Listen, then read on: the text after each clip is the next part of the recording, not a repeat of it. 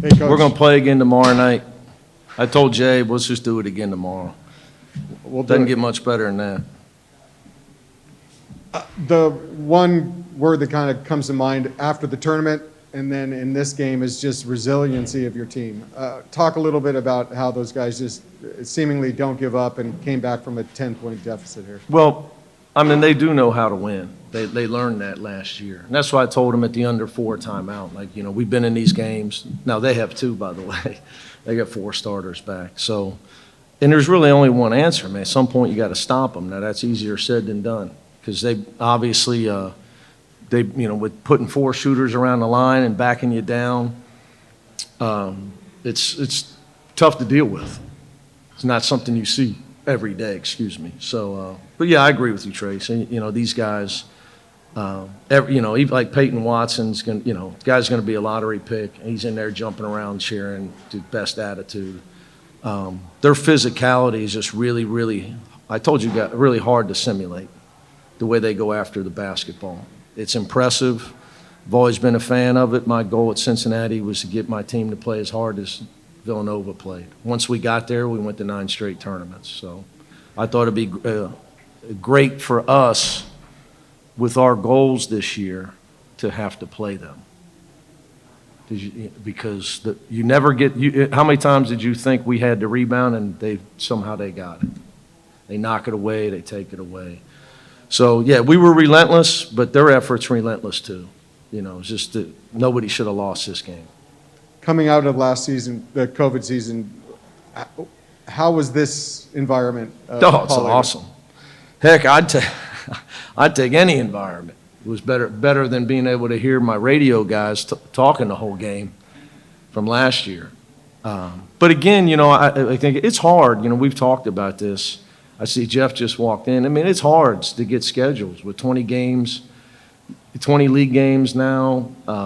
They played the Gavitt Challenge. It's hard to get games like this, And we actually, to make this happen, we had to agree to skip a year to go back because they have previous commitments. And look, the other thing is, a lot of people don't recruit out here. Like, why come all the way this way? So there's very few guys as secure as Jay Wright. Like, he's not getting fired. He's hiring people there. He's not getting fired. So, he's secure. He's got 2 titles. He's in the Hall of Fame. So, you got to find somebody like that that's willing to come west, which is, I'm sure you've been covering the Bruins much longer than I've been the coach. It's hard to get people like that here. So I'm very appreciative of that. Obviously, you have Johnny and Jaime coming back as leading scorers. Everyone was talking about him last March, all offseason, but it's Jules Bernard who has the game-tying shot, the bank shot. What does that say about him that he can stand out as an offensive asset even with all the good guys around him? Yeah, you guys have been in here, and I don't know if you've noticed this. I purposely just keep talking about Jules because nationally they don't. And I understand why, but Jules could arguably been our MVP last year. Guy's playing backup point guard, starting wing, and has to lead us in rebounding when Chris Smith goes down. He's got 9 rebounds tonight. He's going to play basketball for a long, long time. Jules, he's an unbelievable kid. He never misses practice. He's like the Iron Man. Anytime you give me a question about Jules, it's hard for me to stop talking because he deserves it because nobody talks about him because of Johnny and now Jaime. And Tiger gets a lot of pub, but Jules he's a really, really good player. Like, I know there's a lot of teams, guys, he would be the best player on some people's teams. And then I think you guys... I'm trying to do all this so he comes back another year next year. I think you guys forced 6 straight missed shots to end regulation and start overtime. Is that what I was wondering? I told the guys, we held them at 67, where there was no way we were going to catch them. We were on pace to give up 80.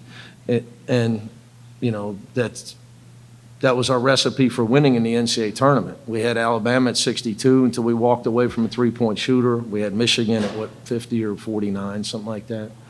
Those 2 best 5 teams in the country. Can't give up those kind of points at home. As good as they are, and look, even for them, it's early, man. It's November 12th, so we've got to get better defensively, you know, and we're learning how to play with Cody on the fly, you know, and learning how to play without him. You were trailing 60-50, and obviously towards the end of regulation, you really caught them and were able to catch them. What did you say to them? What happened in those last few minutes when you were able to outscore them, 17-7? Well, my message all the time, and we had to get some stops. You know, look, when you play a great team like them or us, guys hit hard shots. It's the breakdowns that get you. Johnny let Slater go left and lay it in. Somebody goes for a shot fake, a foot from the basket, gives up an and one.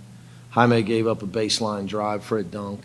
Like, that's what beats you. It's not the hard shot, and they have learned that. They know that. They learned that last year. That's how we got to the Final Four. So we got back into that mode, and we were able to keep them at 67. I think we said 6 or 7 straight possessions, I guess. I mean, if that don't happen, there is no overtime. So, you know, that's an area where we've got to improve. I mean, we just have to improve. But that's why you play a team like that, because they exploit you.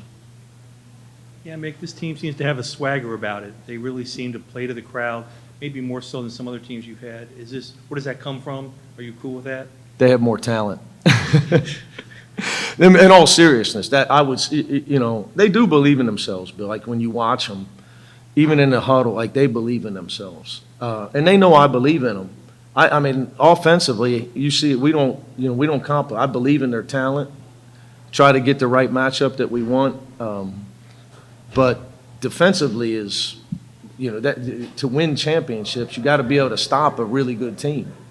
It comes down to who can get a stop, So if you were to fast forward it, right, if we got 7 at the end of regulation, then they would probably open the overtime. We got 2 or 3 in a row. And that's the difference in the game. But I agree with you. Johnny does not lack for confidence. And I'm glad he doesn't. Because I tell Tiger, does Johnny stop shooting?